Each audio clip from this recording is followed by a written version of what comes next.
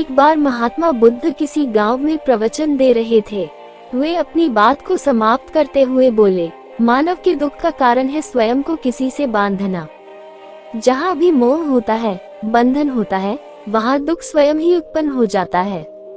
अतः अपने बंधनों को जाने और उनसे बाहर निकलने का प्रयास करें। इसके बाद उन्होंने सभी लोगों को आशीर्वाद दिया और फिर अपने आश्रम को लौट गए। अगले दिन उनसे एक व्यक्ति मिलने आया। वह बुद्ध को दंडवत करता हुआ बोला, महात्मन, मैंने कल आपका उपदेश सुना। आपकी बातें मेरे हृदय में उतर गई हैं। मैंने अपने बंधनों को तोड़ दिया है, सारी मोह माया का त्याग कर दिया है। अब मैं आपकी शरण में आना चाहता हूँ। उस व्यक्ति की बातें सुनकर बुद्ध मुस्कुराए और धीरे से बोले, मुझे विस्तार से बताओ वत्स, तुमने कौन कौन से बंधन तोड़े और किसका मोह त्याग दिया है। वह व्यक्ति बोला, मेरे घर पर मेरे बूढ़े माता पिता और पत्नी है। मेरा एक छोटा बच्चा भी है। मेरी पत्नी बहुत बीमार रहती है। उसके कष्ट देखकर मैं अक्सर सोचता रहता था कि वह मर जाए तो उसके कष्ट दूर हो जाएं। उसकी वजह से मैं बहुत दुखी रहता हूँ। लेकिन कल जब मैंने आपका उपदेश सुना तो मेरी समझ में आ गया कि मेरे परिवार से मेरा बंधन ही मेरे दुखों का कारण है। अगर मैं इसके चक्कर में पड़ा रहूंगा तो कभी सत्य को नहीं जान सकूंगा। इसलिए मैं अपने घर को त्याग कर आपके पास आया हूँ। बुद्ध ने पूछा, क्या तुम सचमुच सभी बंधनों से मुक्त हो गए हो? देख लो, कहीं कोई बंधन तुम्हारे पीछे रह तो नहीं गया। वह व्यक्ति बोला, नहीं प्रभु, मैं अपने जीवन की सारी चीजों को पीछे छोड़ आया हूँ और अब आगे बढ़ना चाहता हूँ। बुद्ध ने कहा, अगर ऐसी बात है तो फिर ठीक है। आज तुम यहीं आश्रम में रुको, कल मैं तुम्हें बताऊंगा कि तुम्हें क्या करना है। बुद्ध ने अपने एक शिष्य की ओर इशारा किया। शिष्य ने उसे आश्रम के अतिथि कक्ष में पहुंचा दिया। वह व्यक्ति उत्सुकता पूर्वक आश्रम की गतिविधियां देखता रहा। उन्हें देखकर वह बहुत प्रसन्न हुआ और अपने सौभाग्य पर इतराता रहा।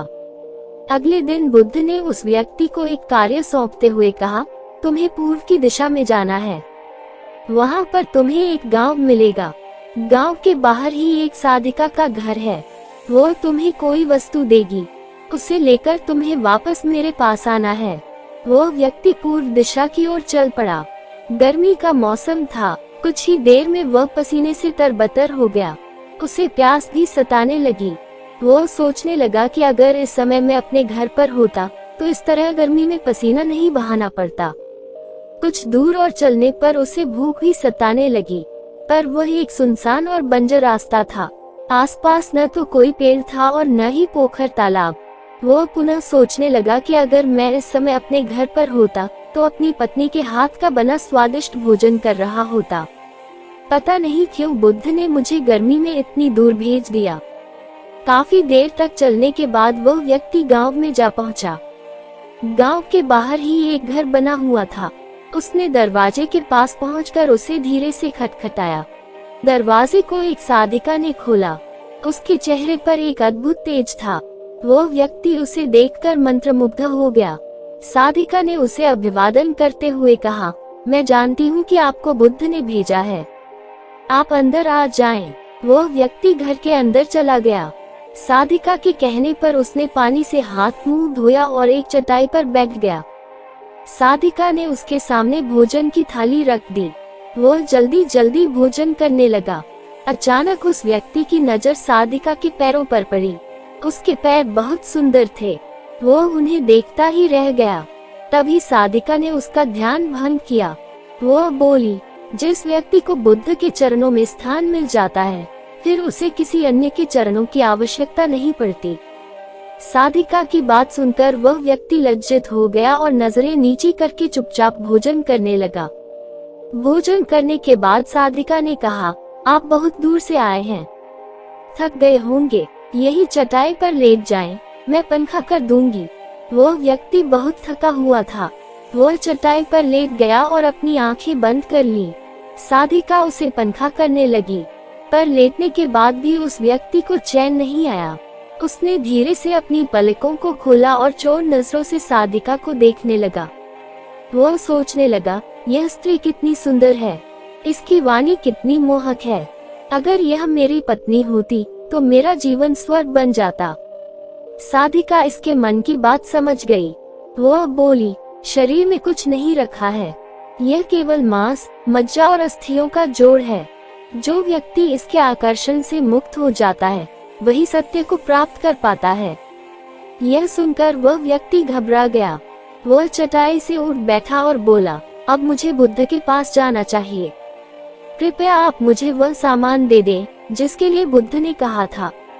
साधिका ने मुस्कुराकर जवाब दिया, बुद्ध ने आपको जिस कार्य के लिए भेजा था वह पूर्ण हो चुका है। साधिका की यह बात उस व्यक्ति को समझ में नहीं आई। वह दरवाजे की ओर बढ़ चला। दरवाजे के पास पहुंचकर वह एक क्षण के लिए रुका और पलटकर बोला, क्या आप अंतर्यामी हैं? आपने मेरे मन की बातें कैसे समझ ली? वह स्त्री मुस्कुराते हुए बोली, बुद्ध की कृपा से मैं मोह माया से ऊपर उठ चुकी हूँ, इसलिए भावनाओं से निर्लिप्त हूँ और किसी के चेहरे को देखकर उसके मन में उठने वाले विचारों को समझ लेती हूँ। उसकी बातें सुनकर वह व्यक्ति एक बार पुनः लज्जित हुआ और सोचने लगा कि जिस स्त्री ने सच्चे मन से मेरा सत्कार किया, मैं उसके बारे में क्या क्या सोचता रहा। उसके बाद वह बुद्ध के आश्रम की ओर लौट पड़ा। आश्रम में पहुंचकर वह व्यक्ति बुद्ध के चरणों में गिर पड़ा और बोला, महात्मन, मुझे क्षमा कर दे, मैं बड़ा पापी हूँ। उसकी बात सुनकर बुद्ध मुस्कुराए और बोले, मैंने तुम्हें साधिका के पास इसीलिए भेजा था ताकि तुम अपने आप को देख सको। अब मुझे बताओ, क्या तुम सचमुच मोह और बंधन को त्याग चुके हो? वह व्यक्ति कुछ नहीं बोला। वह नजरें नीचे किए चुपचाप खड़ा रहा। बुद्ध ने कहा, बाहरी बंधन और मोह को त्यागने से हम बंधन मुक्त नहीं होते। दरअसल बंधन और मोह हमारे भीतर होता है। तुमने परिवार को छोड़ दिया और सोचा कि मैं बंधन मुक्त हो गया, लेकिन जैसे ही तुम्हें अवसर मिला, तुम्हारे भीतर का मोह जाग उठा और इसी वजह से आज तुम अपने आप को पापी समझ रहे हो। मुझे क्षमा कर दे प्रभु। उस व्यक्ति ने अपने हाथ जोड़ दिए। फिर वह धीरे से बोला, आप सही कह रहे हैं, मैं केवल अपनी पत्नी से पीछा छुड़ाना चाहता था। वह बहुत बीमार रहती है। 1 वर्ष से हमारे बीच संबंध भी नहीं बन पाए।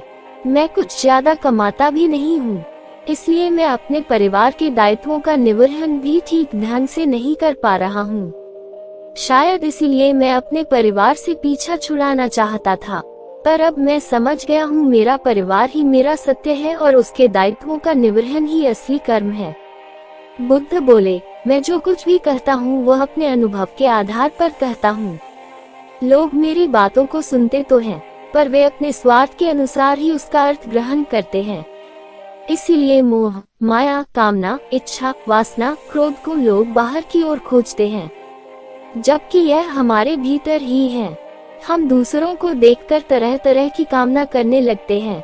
कामना से इच्छा जन्म लेती है, इच्छा से वासना पैदा होती है और वासना की पूर्ति न होने पर क्रोध उत्पन्न होता है। यह सब एक दूसरे से जुड़े हुए हैं। क्रोध के लिए हम सदैव दूसरे को जिम्मेदार ठहराते हैं, जबकि क्रोध का स्रोत हमारे भीतर है। तुम चाहोगे तो क्रोध आएगा, तुम चाहोगे तो क्रोध नहीं आएगा। इसी तरह बंधन बाहर नहीं होते, हमारे मन में होते हैं। हम मन से ही किसी से बंध जाते हैं और मन के कारण ही हम दुख पाते हैं। लेकिन जो व्यक्ति इन बातों की गहराई तक पहुंच जाता है, वह दुखों से हमेशा हमेशा के लिए मुक्त हो जाता है।